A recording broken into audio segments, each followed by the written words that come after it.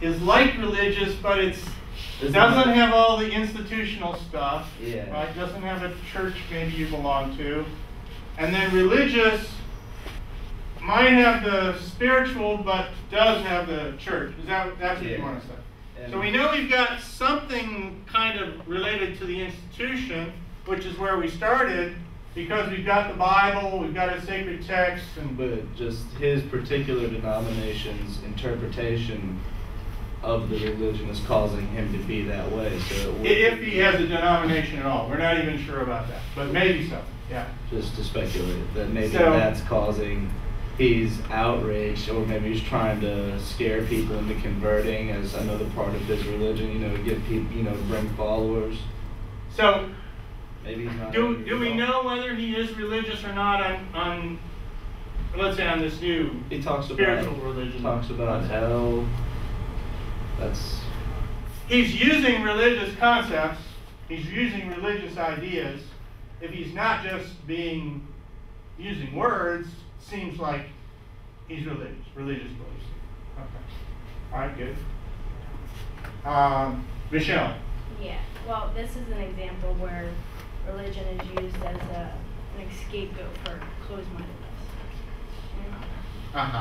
Because he's holding up the Bible and using it, but in actuality, like everyone was saying, it's not really that he maybe is really believing in that. It's just he's using his own personal opinions, but he's voicing it through the Bible, religion, hell, that sort of thing. But it's that umbrella of religion that is used by many as a scapegoat for, again, closed-mindedness, the unwillingness to kind of see other people's.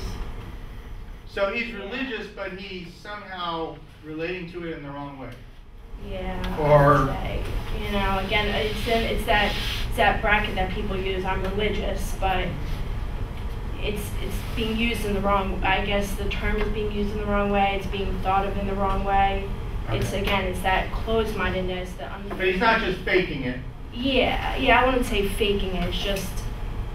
He's being an extremist. Yeah, he's just voicing his opinion through religion, but it's his own personal opinion, because not everyone who's religious very well may have that same, belief. So. All right. Now I'm still not quite sure whether you're ready to call him religious or not. I wouldn't say he's religious. All right. Okay. And maybe along the lines that Mike suggested before. Again, there's something in the way in which he's being religious that just isn't true to genuine religion. All right. Yeah. Okay.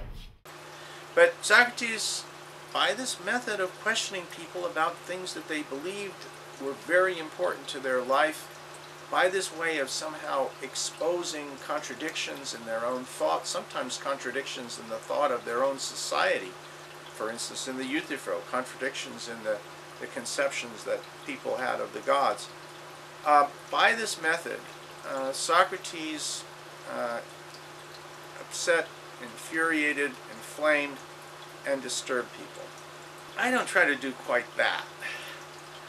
I think that for most of my students, the first challenge is to form their own opinion and identify their own opinion, rather than fight for it. But occasionally it's important, I think, in those conversations to bring the contradictions out. Certainly those between different people in the class, and sometimes within the person themselves. If they say something that then what they then say later just doesn't go together, I think it's incumbent on me to make this clear. And in the process, I want to do something that I think is very true to the Socratic legacy, and that is to get people away from this idea of siloing themselves behind their own opinions. I have my right to have an opinion, and this is my opinion, and if we agree or don't agree, that's fine, but just leave me with my opinion. I think that often is sort of a lazy argument. It's a defensive stance that students just don't want to engage in a questioning of the things that they nonetheless assert and sometimes believe in. In the last class, we had about 6 or 8 students who really were very convinced there is no definite answer to any of these things. And so Socrates' whole process is built on a kind of deception. And they weren't sure whether it was hypocritical or it was just stupid, but it was a deception, right? He's wrong. All this, this looking for a real definition is a Don Quixote tilting at windmills kind of a journey. Any thoughts about that?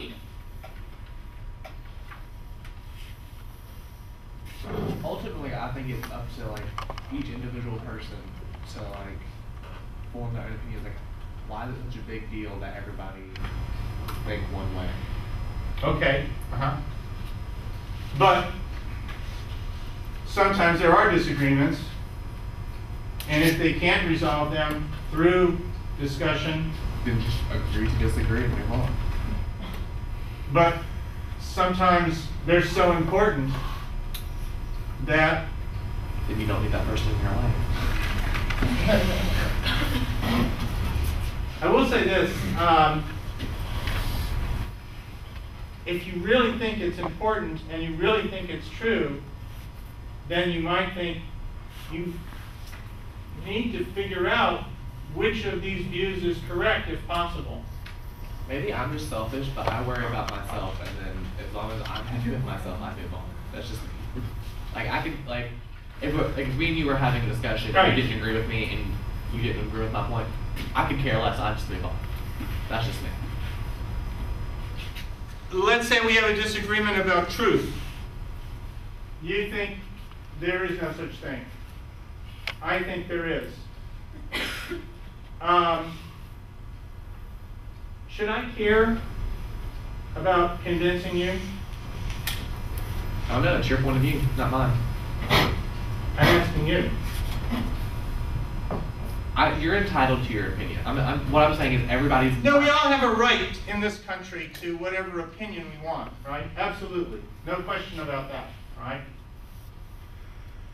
I think we all probably, from the discussions we've had already and from the discussion I had with you already, Jordan, also would agree that opinion is not the final step. Mm-hmm. So whatever opinions we have some reasons for them. We feel some responsibility to giving reasons for our opinions.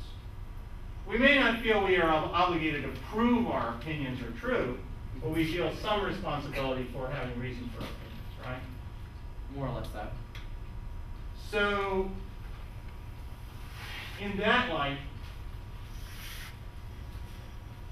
how far am I in any way obligated, compelled, should be inclined to engage you when we disagree about something as important as that for me? You are entitled. I feel as if you should express why you feel such a way, and if the other person's still hell-bent on their point of view, then let it go. Like, it's not that big of a deal. And if, let's say, I care about it, should I engage in a Socratic, because the way you're setting it up now, it's almost like you express your opinion and then that's it.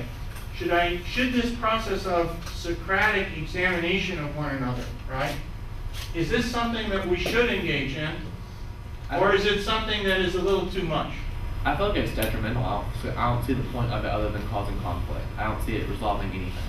I think, why can't we just agree to disagree and just move on? All right, I don't want to be the only one talking about this, because this is a very common. I don't mean to denigrate it that way, but it's a very general opinion that people have in our society. It's obviously rather opposite to Socrates' point of view, right? So let's see what you all think about it. Yeah, Ken. I was going to say, kind of going off what you said, not to make a stab at you, but I was like, well, are you okay? Are you happy with believing what you believe in if it's a lie? It's not a lie to me. It's what each individual person believes. You may not believe what I believe in, but I still believe in it. And if I'm not going to go after accosting you or whoever saying you should believe like what I believe. Everybody's entitled to whatever they believe. If you are happy with who you are and your morals and your beliefs, then good for you. I'm not saying my own beliefs. I'm saying if what is true, what true says is true, and what's true says yours is a lie, is yours still true? Who is to define what true is? Ken is going on the hypothesis that in whatever the discussion is about, there is a true answer. And I take it his argument is that if there is a true answer, and your opinion is the wrong answer, would you want to still hold that answer even though it's the wrong answer? Is that correct? Yeah, the end goal is to figure out what is true and not based on opinion. So implicitly there's an argument there that the position you're characterizing, Jordan, is one which in some way will not make the end goal what is true, but rather the end goal kind of the entitlement of the person to their opinion.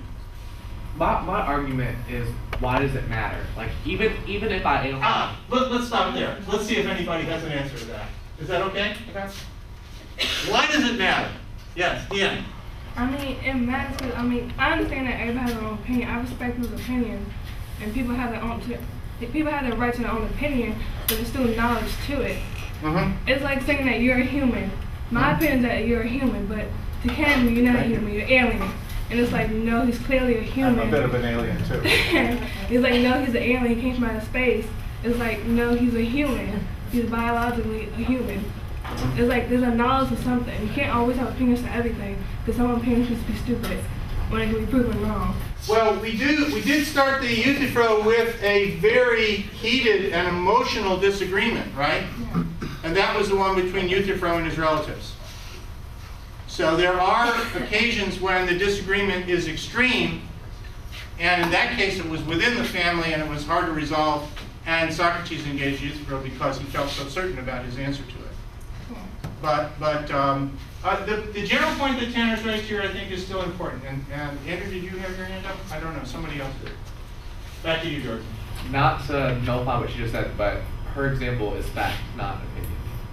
The example is a question that can be decided upon by some scientific method, right? And we saw in the Euthyphro that in some way philosophy, particularly moral philosophy, deals with things that cannot be decided upon by some scientific method.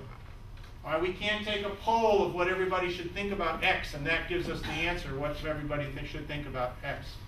About a moral question.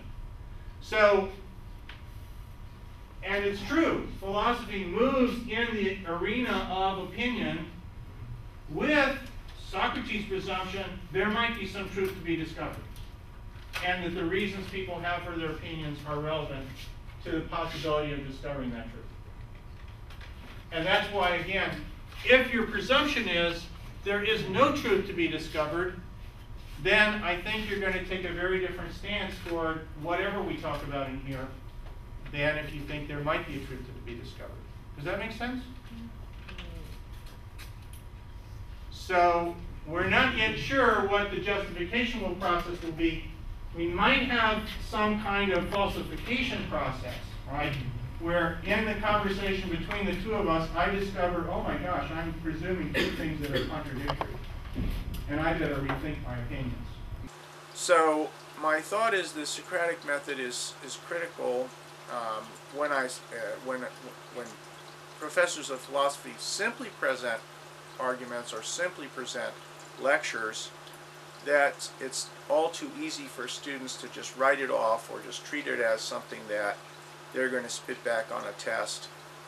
And when that happens, what doesn't happen, and is so central to the Socratic philosophical effort, namely the thinking for oneself and the examining one's own thoughts and this ultimately the quest for truth doesn't happen either.